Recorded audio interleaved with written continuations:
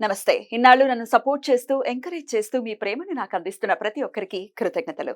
అలాగే ఈ వీడియో కూడా ఖచ్చితంగా మీకు ఉపయోగపడుతుంది. లైక్, షేర్ అండ్ సబ్స్క్రైబ్ చేసి మీ సపోర్ట్‌ని నాకు అందించండి. అలాగే ఈ వీడియో పట్ల మీకున్న అభిప్రాయాన్ని కామెంట్ సెక్షన్‌లో కామెంట్ చేసి తెలియజేయండి. ఇప్పుడు వీడియోని చూద్దాం.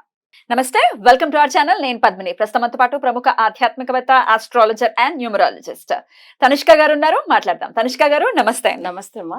తనిష్క గారు ముందుగా మీకు మహాశివరాత్రి శుభాకాంక్షలండి. శుభాకాంక్షలు. శివరాత్రి అత్యంత అద్భుతంగా మనం జరుపుకునేటటువంటి వేడుక. లింగ రూపంలో స్వామి భూమి మీద ఆవిర్భవించినటువంటి రోజు. శివపార్వతుల కళ్యాణాన్ని చాలా చాలా విశేషంగా ఆ రోజు చేస్తారు మహాశివరాత్రి నాడు. అలాగే నిషేధి కాలంలో స్వామికి అభిషేకాలు చేయటం అసలు అద్భుతంగా ఉంటుంది. శివరాత్రి పండుగ ఎప్పుడెప్పుడు వస్తుందా అని ఎదురు చూస్తూ ఉంటాం. వైదికంగా ఇలాగే చేసుకోవాలి. చాలా మంది అయితే సెకండ్ షోక్ సినిమాలకు వెళ్ళటము, ఏదో ప్యాకాట్లు ఆడుకోవటం, అది కాదు శివరాత్రి చేసుకోవడం. అంటే శివనామ స్మరణలో ఉంటాం, శివరాత్రి చేసుకోవటం. చెప్పండి మేడం, శివరాత్రి మీరైతే ఎలా చేసుకుంటారు? తమిళనాట ఎలా జరుగుతుంది శివరాత్రి? మేము ఎలా చేసుకోవాలి? తప్పకుండా. అయితే చాలా మందికి ఏంటంటే ఆ టైమింగ్ లో శివుడికి అభిషేకము, తర్వాత అంటే శివుడికి పార్వతికి కళ్యాణం చేయించేది. నెక్స్ట్ ఏంటంటే రుద్రాభిషేకం చేస్తారు. అవి కాకుండా ఏంటంటే ఆ శివుడికి అంటే జనరల్ గా చూడండి, మనకు పూర్వ జన్మంలో లేదు ఈ జన్మంలో చేసిన పాపాలు ఏ పాపం ఉన్నా తొలగిపోతుంది.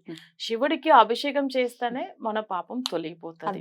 అంటే మనం చెప్తాం తమిళ్లో, అంటే వచ్చి కాత్తల్, పడైతల్, అழிతల్ అంటారు. అంటే బ్రహ్మ మనకు సృష్టి గురించి ఉండేది పడైతల్, కాత్తల్ అంటే విష్ణుమూర్తి కాపాడతారని, అழிతల్ అంటే అసలు మన పాపాలు తొలగిచ్చేది శివుడు.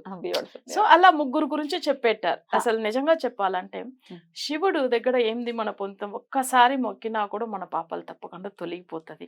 అంటే ఆయన జనరల్ గానే చెప్తాం బోలా శంకరుడు. అంటే వెంటనే వితిన్ సెకండ్ లో మనకు వచ్చి హెల్ప్ చేస్తాడు శివుడు అయితే కదా.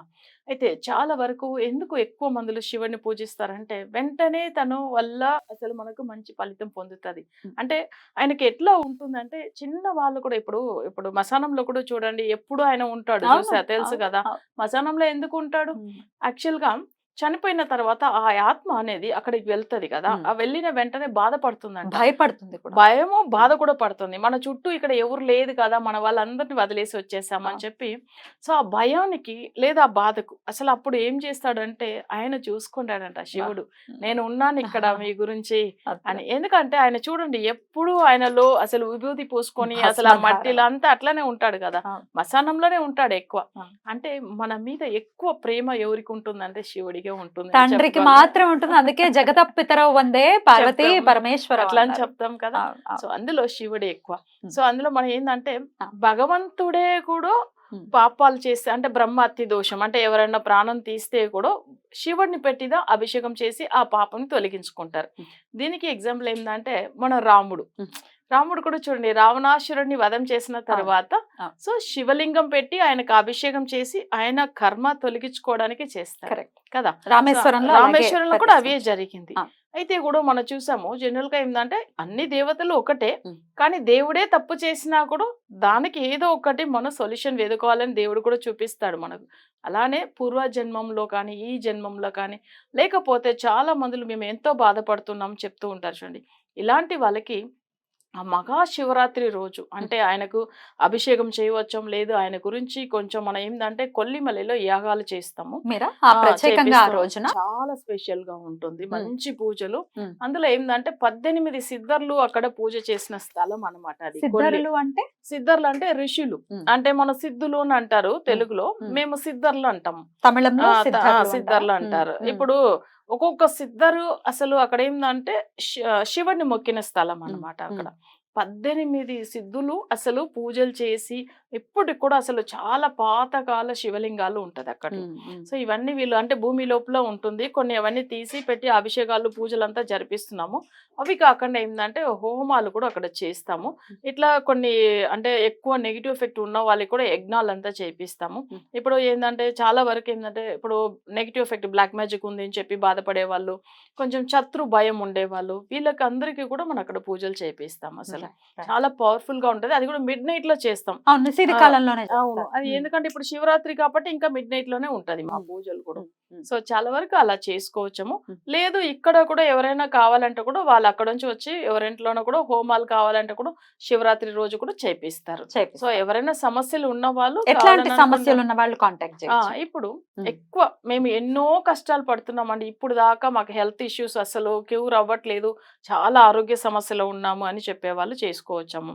తర్వాత ప్రతి పనులు మాకు ఫెయిల్యూర్ అవుతుందండి. అంటే ఇంట్లో పిల్లలకు పెళ్లి గురించి అనుకున్నా, లేదు ఏదైనా ఒక హౌస్ కొనవాలని అనుకుంటా, లేకపోతే బిజినెస్ ఏదైనా ప్లాన్ చేస్తామంటే కూడా ఏది సెట్ అవ్వట్లేదు అని చెప్తారు చూడండి. అలాంటి వాళ్ళకి కూడా వశీకరణ పూజలు చేపిస్తాం. సో కానీ ఏంటంటే ఇప్పుడు ధనం గురించి ఉన్న పూజ ఉంటది, అంటే మనకు ఐశ్వర్యం గురించి చేపించే పూజలు ఉంటది, రాజయోగం గురించి చేపించే పూజలు ఉంటది. అవి కాకుండా మనకేందంటే ఇక్కడ మనం చేపించే ప్రతి ఒక్క పూజకు ఎట్లా అంటే వాళ్ళకి సమస్యలు పెట్టి చేపిస్తాం. వాళ్ళకి ఏం సమస్యలు అసలు ఉంది దాని గురించి అసలు ఫస్ట్ దాంట్లోంచి వాళ్ళు బయటపడితేనే వాళ్ళకి రెమెడీ అందింది అన్న విషయం తెలుస్తుంది. ఇప్పుడు ఒకరికి అసలు ఆరోగ్యం బాగలేదు, దాని గురించి అనేటప్పుడు వాళ్ళకి ఆరోగ్య సమస్యలకు వెంటనే సొల్యూషన్ దొరికిపోతుంది. సో నెక్స్ట్ ఇప్పుడు ఫైనాన్షియల్ గా అస్సలు బాగలేదు అని చెప్పే వాళ్ళకి ఏంటంటే అంటే అక్కడ వచ్చి ధనం గురించి ధన వశీకరణ పూజలు చేపిస్తాం. సో అది ఇంకా చాలా బాగా అవుతుందండి. మన దగ్గర తీసుకున్న వాళ్ళు ఎక్కువ మందిలో ఒక 90% ఎక్కువ ఏంటంటే ఐశ్వర్యం, అంటే వాళ్ళ ధన వశీకరణ పూజలు ఫాలో అయిన వాళ్ళే ఉన్నారు ఇప్పుడు దాకా. సో అలా చేపిస్తాం మేము. సో ఇంకా మనకేంటంటే కొంతమంది అంటే 30+ 40+ వరకు కూడా అయిపోతుంది ఏజ్ అయ్యి పెళ్లి కాకుండా ఉండేవాళ్ళు అసలు అలాంటి వాళ్ళకి వివాహం గురించి వశీకరణం ఉంటుంది అనమాట. అట్లా చేపిస్తాం. సో 35 ఒక అమ్మాయికి లాస్ట్ ఇయర్ కూడా మన దగ్గర రెమెడీ తీసుకున్న తర్వాత జస్ట్ ఒక 10 days లో మ్యారేజ్ ఫిక్స్ అయింది. ఆమె చూడడానికి బాగుంది, మంచి జాబ్ ఉంది, అన్ని మంచి పొజిషన్ లో, పెళ్లి కాలేదు. అసలు అట్లా నమ్మలేం కదా మనం, అన్ని బాగుంది కానీ ఎందుకు పెళ్లి కాలేదు అంటే కొన్ని జాతక రీతిగా కొన్ని దోషాలు ఉంటది. వివాహం గురించి ఉన్నది అన్ని బాగున్నా వివాహం సరిగా ఉండదు, అంటే వివాహ స్థానం సరిగా ఉండదు జాతకంలో. అంటే మన జాతకం చూడగానే అర్థమైపోతుంది మా వాళ్ళకి ఏం సమస్యలు ఉంది, అసలు ఎందుకు వాళ్ళు ఇంత బాధపడుతున్నారు. సో దానికి కరెక్ట్ ఫస్ట్ జాతకం తెలుసుకోవాలి, తర్వాతనే ఆ రెమెడీ గురించి మనం వెళ్ళాలి. ఎందుకంటే సమస్య ఏం తెలియకుండా ఎట్లా రెమెడీ ఇవ్వగలుగుతారు? తప్పకుండా సమస్యలు ఏంది తెలుసుకున్న తర్వాత, అది కూడా క్లయింట్ ఎవరు సమస్యలు చెప్పొద్దు, మనమే చెప్పవచ్చు. సో అలా మీ దగ్గరికి జాతకం ఇచ్చిన తర్వాత వాళ్ళు ఏం నోరిప్పాల్సిన అవసరం లేదు. అసలు వాళ్ళ డేట్ ఆఫ్ బర్త్ తీసుకున్న తర్వాత ఇమ్మీడియట్ గా వాళ్ళ ఏ సమస్యతో ఫోన్ చేశారు అనేది మీరే చెప్తారు. నేనే చెప్పాను, ఛాలెంజ్ గా అసలు ఇప్పుడు దాకా మన క్లయింట్స్ మాట్లాడారు, విన్నారు కదా, వాళ్ళే చెప్పారు చూడండి, అంతే. తప్పకుండా చేయవచ్చు. రైట్. అయితే మహాశివరాత్రి అనేది అత్యంత పవర్ఫుల్ డే కాబట్టి ఆ రోజు చేసుకునేవి ఇంకా ఇంపాక్ట్ ఎక్కువ ఉంటుంది అని చెప్తున్నారు. అవును, చాలా చాలా బాగుంటుంది. ఎందుకంటే అది సంవత్సరంలో ఒక్కసారి వస్తుంది మహాశివరాత్రి. అసలు ఆ రాత్రి మేము ఎక్కువనే పూజలు రాత్రిలోనే మొదలు పెడతాం, ఎందుకంటే వశీకరణ పూజలు కాబట్టి. సో ఇంకా మహాశివరాత్రి అనేటప్పుడు తప్పకుండా రాత్రిలోనే ఉంటది ఆ పూజలు, చాలా మంచిగా ఫలితం ఉంటుంది. Right right. అలాగే ఇంట్లో ఎవరికి వాళ్ళు చేసుకునే, ఇప్పుడు మీ దగ్గర పూజ చేయించుకున్నా ఇంట్లో కూడా వాళ్ళు ఏమైనా పూజలు చేసుకోవచ్చు, అది కూడా చెప్తారు. చేసుకోవచ్చము. ఇప్పుడు ఏంటంటే వాళ్ళు దీపం వెలిగించేసి అగరబత్తి ముట్టించేసి ఫస్ట్ గణపతి మంత్రము, తర్వాత ఏంటంటే శివుడికి అభిషేకం చేయవల్ల, శివుడికి ఏంటంటే పంచామృతంతో అభిషేకం చేయవచ్చు. అభిషేకం చేసిన తర్వాత శివ గాయత్రి చదువుకోవచ్చము. అవి కాకుండా ఏంటంటే శివుడిది 16 నామాలు ఉంటుంది. సో ఆ 16 నామాలు కూడా ఏం తినేది నేను చెప్తాను. సో అట్లా కూడా ఫాలో అయ్యి ఆయనకి ఏంటంటే ఆ 16 నామాలు చెప్పుకుంటూ ఆయనకి ఏదైనా అంటే బిల్వ పత్రాలతో అర్చన చేస్తూ మంత్రం చదువుకున్న తర్వాత 16 అంటే మన తమిళ్లో కూడా చెప్తారు 16 ఐశ్వర్యం పొంది ఉండాలని చెప్తారు. అంటే వీళ్ళు ఇక్కడ అష్ట ఐశ్వర్యం అంటాం కదా, సో అది 16 ఐశ్వర్యాలు అన్నమాట జనరల్ గా. సో అంత ఐశ్వర్యాలు పొంది ఉండగలుగుతారు ఆ 16 నామాలతో పూజ చేస్తే. అలా కూడా చెప్పవచ్చు. 1 minute మా, ఎందుకంటే మిస్టేక్ లేకుండా చెప్పాలి. తప్పకుండా అందరూ తమిళ్లో కూడా చెప్తారు 16 నామం అంటేనే అంత ఒక పవర్ఫుల్, అంటే 16 అంటేనే ప్రతి విషయం అన్ని అందులో వచ్చేస్తుంది, అన్ని అష్ట ఐశ్వర్యం వస్తుందని. 16 ఉపచారాలతో మనం స్వామికి పూజ చేస్తాం, షోడశోపచారాలు. అవును. సో అట్లానే ఇది కూడా ఏంటంటే ఇప్పుడు ఆయనకు బిల్వ పత్రాలు, అంటే మనం మామూలుగా గణపతి పూజతోనే మొదలు పెట్టాలి. తర్వాత శివుడికి అభిషేకం ఉంటుంది, శివుడికి పంచామృత అభిషేకం చేసిన తర్వాత ఆయనకు అసలు అంటే విభూది బొట్టు పెట్టేసి నెక్స్ట్ ఏం చేస్తామంటే ఈ మంత్రాలతో బిల్వ పత్రాలు అది తీసుకొని అర్చన చేయవచ్చు. ఓకే. ఓం శ్రీ వైతీశ్వరాయ నమః.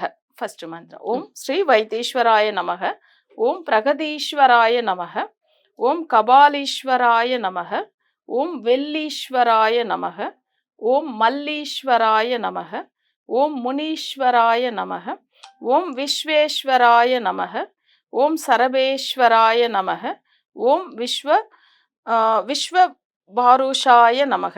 అంటే యాక్చువల్‌గా విరుబాక్షరం అట్లని అంటారు తమిళ్‌లో. అది మనం వచ్చేందంటే కొంచెం ప్రొనౌన్సియేషన్ చేంజ్ అయితది. ఓం విరుబాక్షరాయ నమః. ఓకే. ఓం అగ్నీశ్వరాయ నమః, ఓం సోమేశ్వరాయ నమః, ఓం కుంభేశ్వరాయ నమః, ఓం సర్వేశ్వరాయ నమః, ఓం నందికేశ్వరాయ నమః, ఓం సదాశివాయ నమః, ఓం శాంబ పరమేశ్వరాయ నమః. ఇవి 16 అవును, 16 నామాలు. అయితే ఏందంటే తమిళ్ మంత్రం ఉంటుంది. ఇది తమిళ్‌లోదా మాక్సిమం చెప్తారు.